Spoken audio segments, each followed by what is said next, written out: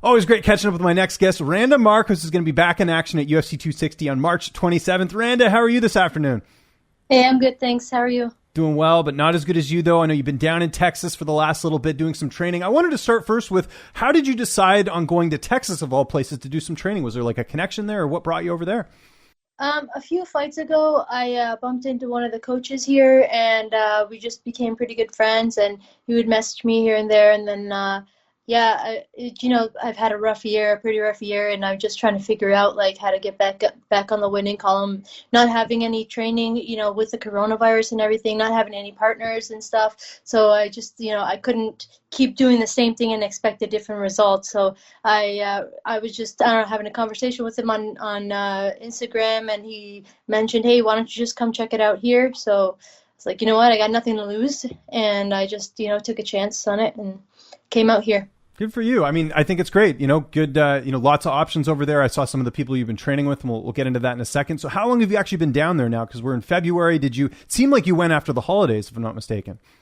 I've been down here for about 4 weeks, something like that. I came down here for a couple weeks, wanted to see if I like it or not. I don't want to make any drastic changes without knowing, how it is and everything. So I came down here for a couple weeks, went back home for like a day, and then decided, this is good for me. I like it. The environment's great, everything. And, my coaches back in Michigan, they agreed, maybe this is, you need more training partners. And they told me, if it's best for you, you should go there. So, everybody was cool with it. And I decided it's a good move, and came right back after a day. So you're just like, I know not looking too far ahead here, but you're just doing your camp here. Like, you haven't actually like officially moved there, have you? Or what's sort of the status on that? Oh, no, I haven't moved here. It's hard for me to move. I put my family first, and my family's in Windsor, and I can't get up and leave right now. Maybe in the future. I do really like it here. We had a rough week last week. Everybody losing power, and it's snowing. Oh, that's right. I didn't even think of that. Oh man, what was that like? That must have been a little odd. Like, it doesn't snow here for 10 years. And one of the coaches told me, oh, don't worry about it. We don't get snow here, blah, blah, blah. And I come out here, and it's like a blizzard. Do you think you've cursed everyone in Texas, Randa? Let's be honest here, because there's a lot of snow in Windsor, right? So. Yeah, like I went back to Windsor, it was snowing, it came back, and it snowed here too. So I definitely have some kind of curse following me. No, that's crazy. So that's great though. So are you at one gym specifically, or have you gone, because I saw you training with like Lauren Murphy, like who have you, like where have you been able to train since you've been down there? So I'm at Travis Lutter's gym. Oh, awesome. Okay.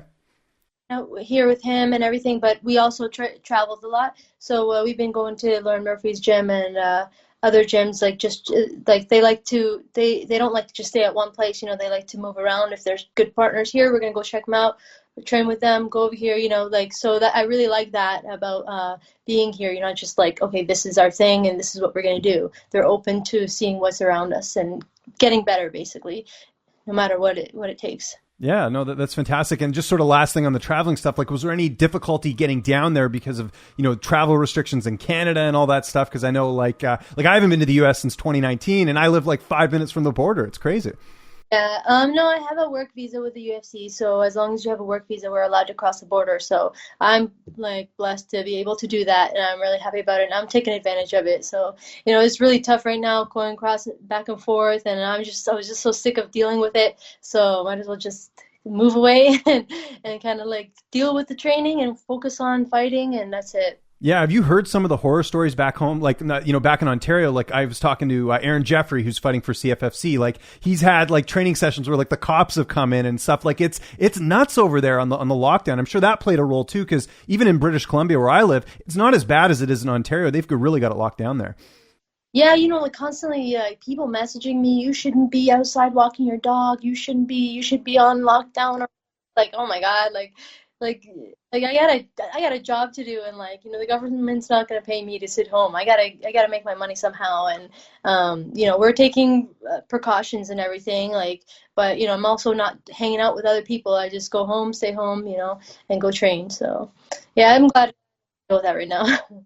I know the last couple of fights, like you mentioned, been a little bit rough, but circumstances, right? Some of those were short notice opportunities. Like, what have you taken away from those last three performances that you're kind of, learning from and bringing into this fight?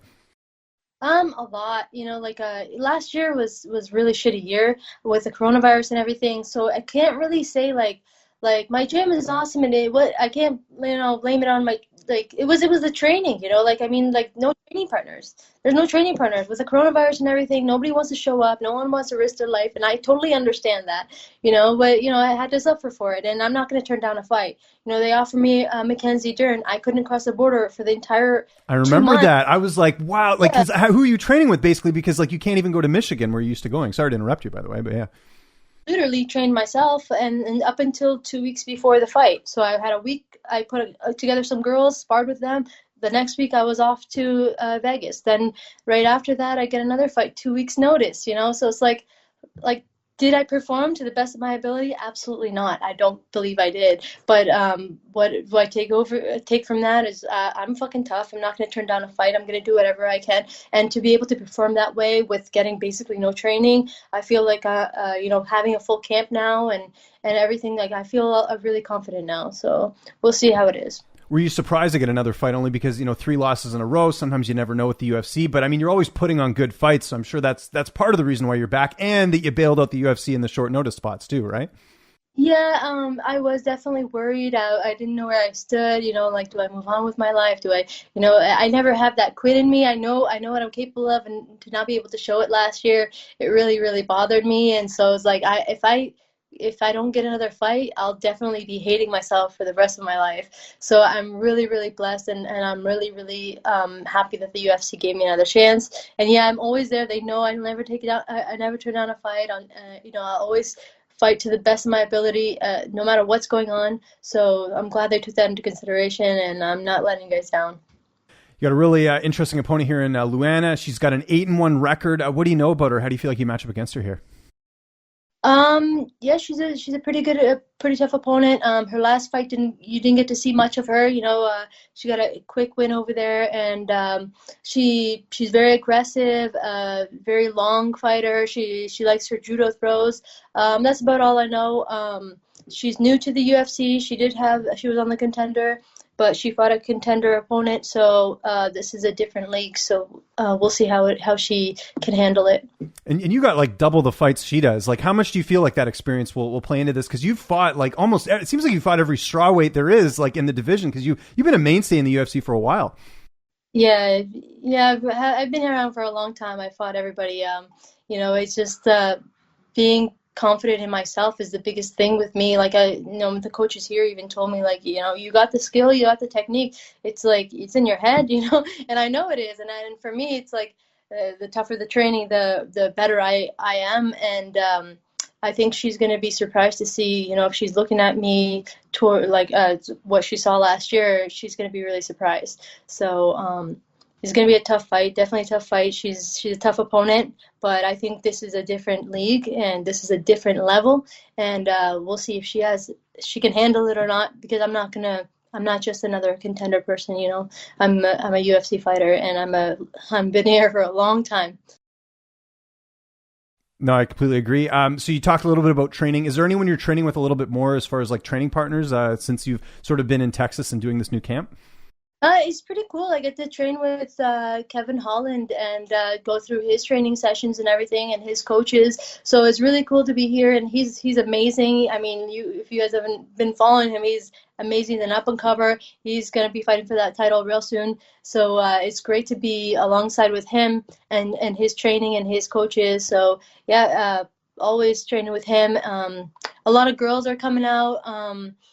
I'm really bad with names. No worries. I get this all the time where they're like, I train with someone, I can't remember the name, but it's not your job, right? It's to just train with people, right? So great people, and everyone's really cool, and it's been really an honor to be fighting with these girls. Like I have girls from I got girls from Bellator, girls from all over the place coming out and training with me, and I never had this kind of like level of training. So I'm really excited, and I'm here to train with whoever wants to come out. So it's really awesome to see. A couple names you mentioned there. Kevin Holland obviously has the big fight with Derek Brunson coming up. Kevin's a character. Like, how is it getting to train with him from that perspective? Because I know he's probably cracking jokes, or he's just a very like personable guy. Like I met Kevin last year at the Boston card. I've been interviewing him for years, but to see him in person, he's such a big guy too. Like, it must be cool to get to work with him. Yeah, he's like genuinely like a good guy, genuinely nice guy, and like he's always like having fun. And he even said like I love going to different gyms and then just having fun. He's like if I can't have fun, then like I don't like to train, you know. I don't like to train, but I don't like it, you know. And it's true, and I kind of lost that. I'm always like so serious. I get into the gym and I'm serious, and I need to be getting this in and whatever. And he's kind of like, hey, let's have fun while we're doing it. Why not, you know? What it's about, and it helps me kind of like look at it in a different perspective, like yeah, this is fun. Like I forgot this is fun, we were doing what we love to do, and it's cool watching him do it. And it kind of like I step back and like look at like, hey, this is awesome, this is fun, we're doing what we love, you know. It's really cool to be training with him.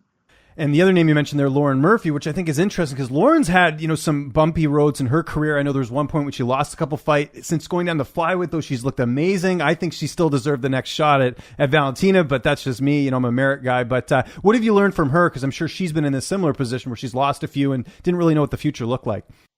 I think she's in a good place now. She seemed like very like she's working hard, and she's kind of getting things set up, and like with her training and everything, she seemed like she's ready to take on anybody. It was awesome training with her, and I'm hoping to go back into training with her again. But yeah, I think she's where she needs to be, and her last performance was amazing, and she's only getting better. So I think you're going to see her fighting for the title real soon. How's the weight cut going? And the reason I asked that is because you're in Texas, and there's some really good food out there, which I'm sure you can't eat right now because you got this fight coming up. Yeah, it's been really good. I'm surprised. Like after my last fight, I've been doing the intermittent fasting, and I've been restricting myself, and it hasn't been hard. So because I've been able to eat whatever I want, I just restrict the time. So it's been great. The food's great, and I'm enjoying it. And obviously, a couple weeks towards a fight, I'm gonna cut it down a bit because I'm walking around like 125 right now. So I've never 125. Like being around 125 and just being able to eat what I want. This is awesome. Good stuff. Who's going to be in your corner for this fight? I'm gonna have the same corner as Kevin Holland does. So it'll be Travis Lutter, Justin, and Shug. So the boxing coach and jiu-jitsu coach and wrestling coach. How's the fight playing out on March 27th? Obviously, I'm going to be seeing the fight with my hand raised. I'm really excited to go out there with this camp and the training that I've had behind me, and no interruptions from COVID, which has been great, other than last week. But I'm busting my butt off, and all I can say is that it's going to be a really tough fight, and I'm going to bring my A game. So. I should be walking out with a hand raised. Downtime in Texas, what is that looking like right now? Like, I'm sure you're getting to see a little bit of the sites. Like, it's a little bit, well, it's not as restrictive, like I said, as it's been sort of in some of the other states, right? So I'm sure you're getting to see a little bit of things out there. Yeah, everything's pretty much open here. You just have to wear a mask everywhere you go. But yeah, I love going to the like downtown here. Like they have like the horses and the cows and stuff, and like the old time roads and everything. It's so beautiful here. It's been so cool to be able to like just go out and like on my downtown time, and that's what I do. I don't really know anybody here other than people at the gym. Like I like to just walk to the parks and like literally just like I'll just find a place and just start walking, and it's been beautiful. Like it's nice to be in the winter time, but you're able to walk outside and do stuff like other than being in Windsor, you're trapped in your house all winter. So it's been nice. And you're not going to have people texting you for being out or doing whatever, right? Because everyone's kind of a little bit more, liberal there, so to speak, when it comes to the pandemic. Yeah, it's been great. I know, like it's been a rough year for everybody, and a rough time for everyone.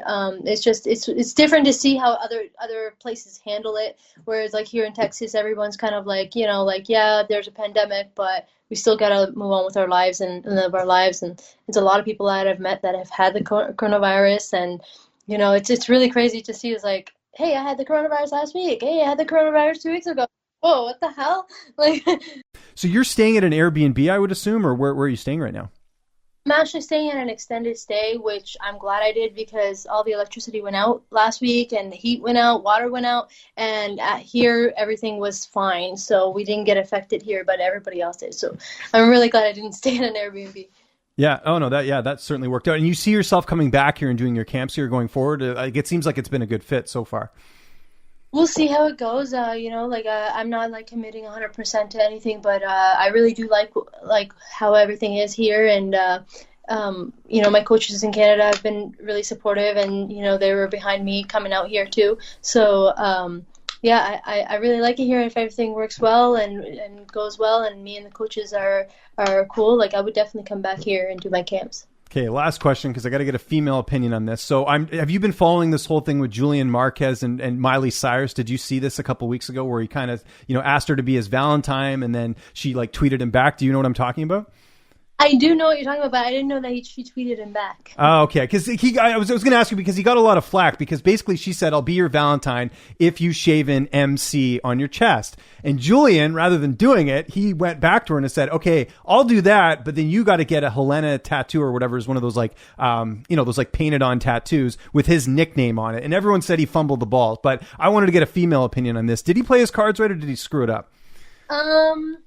That was good that he asked for something in return, but I don't think he's in the position to do that. I mean, Miley Cyrus, you do what she asks you to do, There we go. She after, be like, hey, could you do this for me then? But yeah, no, okay. You do what she'll ask you to do. Good stuff. This is going to be a great card. UFC 260 coming up here March 27th. Randa, always appreciate the time. Just remind people where they can get a hold of you on social media, and if you got any sponsors or shout outs, I'll give you the last word. So thank you so much, everybody, for tuning in. You can catch me on Instagram at Randa Markos, Twitter, Randa MMA, Facebook, Randa Markos, and thank you, everybody, for your support. And we'll see. Hopefully, I can put all this hard work to good use on March 27th and come out with a victory.